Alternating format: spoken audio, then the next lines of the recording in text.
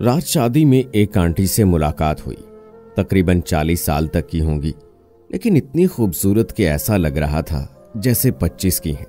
असल में बात उस वक्त शुरू हुई जब मैंने शादी में लड़के और लड़कियों के बारे में बात की कि आजकल लड़के सिर्फ लड़कियों से मोहब्बत के नाम पर अपना मकसद पूरा करते हैं, और शायद लड़कियां भी सब कुछ जानने के बावजूद एक झूठी ख्वाहिश लेकर खुद को लड़के के सामने पेश कर देती, पर वो ये भूल जाती हैं कि ये मोहब्बत का दाग उनकी सारी जिंदगी नहीं धुलेगा। मोहब्बत तो पहले होती थी जब लोग कच्चे घरों में रहते थे, मोबाइल फोन नहीं होते थे। आंटी ने मुझे अपने पास बुलाया और कहा, चल मैं तुझे पुराने वक्त की मोहब्बत की सच्ची दास्तान सुनाती हूँ, फैसला खुद कर लेना। हम दोनों अंदर वाले रूम में चले गए। आंटी ने कहानी सुनाना शुरू की। ये बात आज से लगभग 15 साल पुरानी है। एक लड़की थी, तुम्हारे ही तरह की जवान, खूबसूरत, हर एक से अच्छे अखलाक से पेश आती थी, लेकिन हाँ, वो थोड़ी मगरूर थी। मैट्रिक के बाद कॉलेज जाने के लिए घर वालों से जिद शुरू कर दी। घर वाले तालीम के खिलाफ नहीं थे, लेकिन उस माहौल के खिलाफ थे जो हमारे मुल्क में चल रहा है। खैर, काफी जिद के बाद घर वाले मान गए। एक गाड़ी वाले को साल के लिए जिम्मेदारी लगा दी, सुबह लेकर जाना और शाम वापस छोड़ना। कॉलेज में जाने के बाद वो बहुत खुश थी, क्योंकि कुछ पढ़ने का शौक भी था और कुछ लुत्फअंदोज होने का भी। वक्त गुजरता गया और कॉलेज जाते हुए उसे 1 साल का अरसा गुजर गया। रिजल्ट आया तो वो अच्छे नंबरों से पास थी। वो बहुत खुश हुई और घर वाले भी, और क्यों ना होते वो उनकी इकलौती औलाद जो थी। दूसरा साल शुरू हुआ तो वो एक लोकल गाड़ी से आने जाने लगी। एक दिन गाड़ी में उसके लिए जगह नहीं बन सकी। उसकी सारी फ्रेंड उसी गाड़ी में थी, लिहाजा उसे फ्रंट सीट पर बैठना पड़ा। रास्ते में जाते हुए वो बार बार ड्राइवर को देखती। न जाने क्या कशिश थी उसमें जो खुद को बार बार रोकने के बाद भी उसे देखे जा रही थी। वो इंतहाई खूबसूरत और एक मासूम सी तबीयत का मालिक था। उसने एक बार भी उसकी तरफ पलट कर नहीं देखा। शायद वो उसको इस बात का एहसास दिलाना चाह रहा था कि वो औरत जात की बहुत इज्जत और एहतराम करता है, या फिर वो नकाब में इस बात का अंदाजा नहीं लगा पा रहा था कि लड़की कैसी होगी या ये किस घराने से होगी। वो उसकी जिंदगी में पहली बार हुआ था जब उसे कोई इतना अच्छा लगा था। उस लड़की की मंगनी बचपन में ही हो गई थी, इसलिए शायद उसने किसी और के बारे में कभी नहीं सोचा। दिन गुजरते गए और लड़का पहले से ज्यादा उसमें दिलचस्पी लेने लगा। वो सारे रास्ते में बातें करते रहते, एक दूसरे को प्यार की कहानियां सुनाते। लड़का उसे हमेशा यही कहता कि वो बहुत गरीब और दुनिया में उसका कोई नहीं है। एक बहन थी जिसकी शादी कराया हूं। साथ में वो ये एहसास भी दिलाता कि प्यार में लोग क्या क्या कुर्बानियां देते हैं। हमेशा किसी फिल्म की स्टोरी सुनाता, और अगर किसी बात से नाराज होती तो फौरन मनवा लेता। और ये कि उसके घर वाले कभी ये बात नहीं मानेंगे कि तुम एक ड्राइवर से शादी कर लो। बात तो उसकी शायद ठीक थी, लेकिन उसे खुद पे यकीन भी था कि वो घर वालों को मनवा लेगी। उसने घर बात की और घर वाले साफ इनकार के साथ गुस्से में भी आ गए। उसने अपनी आज तक हर बात मनवाई थी, लेकिन शायद वो इस बात में नाकाम थी क्योंकि ये उसकी जिंदगी का सवाल था। आखिर वो एक दिन वो मोहब्बत में अपनी इस मोहब्बत को भूल गई जिसने उसे इस काबिल किया था कि वो आज इस मोहब्बत को निभाने चली थी। अब उसको भी यकीन हो गया था कि घर वाले कभी नहीं मानेंगे। चुनाचे उसने फैसला किया कि वो घर से भाग जाएगी। एक रात उसने मौका देखा और घर से भाग गई। अमीर घराने से ताल्लुक होने की वजह से लड़की के पास कुछ पैसे और जेवर वगैरह भी थे। खैर, वो दोनों किसी दूसरे शहर में चले गए। अपनी हंसती बसती दुनिया को और घर वालों के मुंह पर बदनामी का एक धब्बा लगाकर वो लड़की अपनी नई दुनिया बसाने गई थी। शायद उसके घर वालों ने उसका नाम किरण इसीलिए रखा था कि वो अपने वालिदैन के लिए उनके बुढ़ापे में एक उम्मीद की किरण थी, लेकिन ये किरण तो कुछ और ही कर बैठी थी। खैर, वो लड़का उसे एक छोटे से घर में ले गया और बताया इसने यहां घर लिया हुआ है और कभी काम से छुट्टी हो तो इधर आता रहता है। घर छोटा था, लेकिन वो अपने प्यार के नशे में इतनी मगन थी कि वो घर उसे जन्नत लगने लगा। लड़की के पास जितने पैसे वगैरह वो उसने ले लिए। एक दिन लड़के के बटुए से उसके घर का एड्रेस मिला, जिसे न जाने क्या सोचकर अपने पास रख लिया। एक दिन जब लड़की सुबह सोकर उठी तो देखा कि लड़का घर में नहीं था।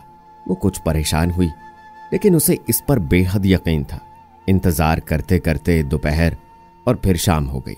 अब वो अकेली एक अनजान शहर में, उस पे एक एक मिनट साल बनकर गुजर रहा था। शाम के वक्त दरवाजे पर दस्तक हुई। वो भागती हुई दरवाजे पर पहुंची, लेकिन ये देखकर हैरान रह गई कि वहां वो लड़का नहीं, बल्कि 4-5 अजीब सी शक्ल वाले इंसान खड़े थे। उन्होंने लड़के के लिए पूछा। उसने जवाब दिया कि घर नहीं है, कल आना। तुम कौन हो? लड़की ने कहा, मैं उसकी बीवी हूं। जिस पर सबने कहकहा लगाया। वो उस लड़की पे इंतहाई घटिया बातें किए जा रहे थे। आखिर पता चला कि वो एक आवारा लड़का है। लड़कियों से प्यार मोहब्बत की बातें करके उन्हें अपने जाल में फांस के उन्हें या तो बेच डालता है या गलत काम पर लगवा देता है। और उसने काफी माह से घर का किराया ना दिया था, जिसे वो अपना घर बोल रहा था। लड़की खुद को एक मछली की तरह महसूस कर रही थी, जिसे पानी से बाहर निकालकर छोड़ दिया गया हो। उसे ऐसे लगा जैसे कयामत शुरू हो गई है। कुछ देर के लिए वो दूसरी दुनिया में चली गई, जिसके लिए उसने अपने वालिदैन को छोड़ दिया। वो दरिंदा सिफ्त इंसान ऐसा निकलेगा। वो रोने के सिवा कर भी क्या सकती थी? उसे तो ये भी नहीं पता था कि ये शहर कौन सा है। वो उन लोगों के सामने रोने लगी कि उसे आज रात रहने दिया जाए, कल वो यहां से चली जाएगी। जिस पर एक एक हैवान की शक्ल नुमा इंसान ने उसे ये कहकर छोड़ दिया कि वो रात को फिर आए। पता नहीं उनकी कोई माँ बहन नहीं थी, या वो लोग औरत को सिर्फ तवाइफ की नजर से देखते थे, लेकिन वो सिर्फ रो सकती थी। उनके जाने के साथ उसने वहां से जाने का फैसला कर लिया। जाती भी तो कहां? उसे तो ये भी पता नहीं था कि ये कौन सी दुनिया, कौन सा शहर है, लेकिन फिर भी घर से निकल पड़ी। उसे याद आया कि उसके पास तो लड़के का घर का एड्रेस है। उसने जल्दी से उसे निकाला और लोगों से पूछने लगी। पता मिला, लेकिन वहां तक जाती कैसे? पैसे तो थे नहीं, और जो पैसे उस पास थे वो बहुत कम थे। रात होने वाली थी, लेकिन इससे ज्यादा भयानक रात उसकी जिंदगी में आ चुकी थी। उसने ड्राइवर को बोला कि इतने पैसे में जहां तक ले जा सकते हो ले चलो। वो सारे रास्ते में रोती रही और दुआ करती रही कि वो घर मिल जाए। ड्राइवर ने उसे रास्ते में उतार दिया। किसी से पूछने पर पता चला कि ये रोड उसी तरफ जाती है। सारा दिन की भूखी और एक औरत कितनी बर्दाश्त कर सकती थी। रो रो के उसका बुरा हाल हो चुका था। चलते चलते वो गिर जाती और फिर खुद ही उठकर चलने लगती। आखिर एक जगह पर वो हिम्मत हार गई। वो वहीं पर गिर पड़ी। उसकी किस्मत अच्छी थी कि वो जहां पहुंची थी वो किसी इंसान का दर नहीं, बल्कि अल्लाह का घर था। मस्जिद के इमाम साहब बाहर निकले और गुस्से में बोले, कौन हो तुम? ये मस्जिद है और इस वक्त कोई नहीं है जो यहां तुम्हें कुछ खैरात दे। उसने सर ऊपर किया। मौलवी साहब भी शक्ल से देखकर पहचान गए कि कोई मजबूर है। मौलवी साहब ने पूछा कि कौन हो बेटी? वो कोई जवाब न दे सकी। पानी वगैरह पीने के बाद उसके मुंह में जुबान आई और बताया कि फलां जगह जाना है। मौलवी साहब उसकी ऐसी हालत देखने के बाद उसे अपने घर ले गए, जहां उनकी बीवी और बच्चे भी थे। रात गुजरने के बाद सुबह कुछ पैसे भी दिए और गाड़ी वाले को उस जगह तक पहुंचाने को कहा। गाड़ी वाला उसी इलाके का था, शायद इसलिए वो उसे उस घर तक ले गया। घर के अंदर जाते ही उसने एक बुजुर्ग को देखा और जाते ही उनके पांव में गिर गई। रो रो के सिर्फ उसी के बारे में पूछती रही।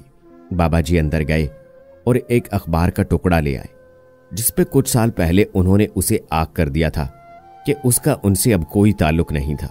न जाने कितनी देर तक वहां खड़ी रोती रही। उसको अपनी मां याद आ रही थी, जो उसके एक आंसुओं पे पागल हो जाती थी। अपना बाप याद आ रहा था, जिसको ये बोल करके वो रो देगी, हर बात मनवा लेती थी। आज किसी को उसके रोने से गर्ज नहीं थी। वो रोती चीखती हुई घर से बाहर निकल गई। वापसी का सफर किया, लेकिन उसी इमाम मस्जिद के घर का। वहां से एक दरगाह पर चली गई, जहां उसने अपनी सारी जिंदगी गुजारनी थी।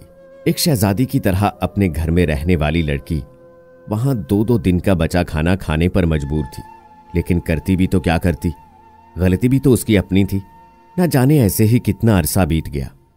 एक दिन अचानक उससे कोई मिलने आया। वो हैरान थी कि अब उसका कौन है। उसने बाहर जाके देखा तो वो कोई और नहीं, उसका अपना बाप था।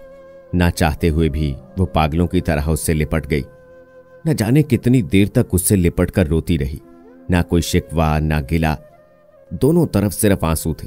कुछ देर के लिए वो भूल गई थी कि उसके साथ क्या क्या हुआ। उसके बूढ़े बाप की दाढ़ी आंसुओं से तर हो गई थी।